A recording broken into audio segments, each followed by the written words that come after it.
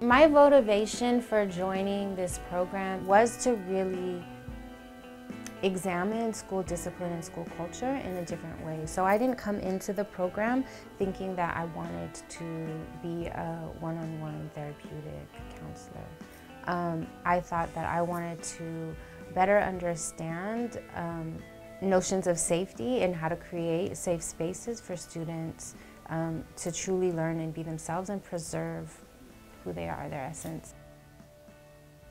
I felt like there was this real disconnect in mental health world and psychology and education, and that teachers or school officials would hear like trauma-informed instruction or restorative justice and then grab it without really understanding or knowing from a therapeutic standpoint what that meant and the complexity of what it entailed and like the context of it all. And so, and then we'd implement it based on our interpretation, and made for a lot of really frustrating experiences for me, where I felt like our young folks were really losing in the end. And so I wanted to go firsthand and have this knowledge base to then return to do some kind of school culture work. I love creating a space with young folks and then being able to like facilitate insight and reflection. And I'm learning how to do that better. I've transformed my ideas around what education is and who I need to be as an adult in an educational space drastically because of my mentors and the people I've been honored to watch work.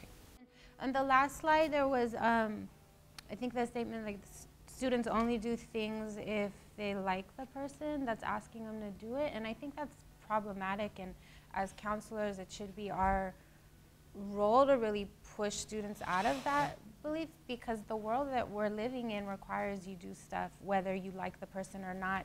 And when schools are like based solely on relationship and this idea that students need to like me, they need to see that I love them, like I think it becomes really problematic, and it's not a realistic like experience for a student to prepare them for life after high school.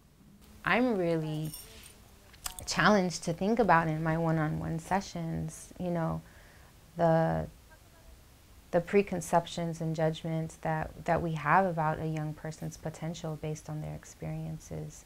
There's so many moments where, you know, what a young person is sharing with me totally confirms like notions of limiting, and, you know, but then there's just as many or even more experiences that I have where I'm seeing that young people, when provided with safety, structure, expectation, can really rise to and be their fullest selves, and that we must require that of our young folks if we're going to change power dynamics in this country. I think I have a clear picture of how I think educational spaces should be, and so in my internship I'm constantly comparing what I see in the school and what I see in practice to my vision of what I want educational spaces to be. Who are we educating? Who are we working with? I think is a question that really needs to be explored in a deeper sense. They are far more than their trauma that they've experienced, but I think the conversation often just gets stuck there. Derek Smith, who's a professor at USF, says, you know, like that it's extremely important to spend just as much time talking about the historical strengths and beauty within that student's life, within their family, within their community, and having clear images of the resistance and the beauty that exists in the community needs to like be at the forefront of our work.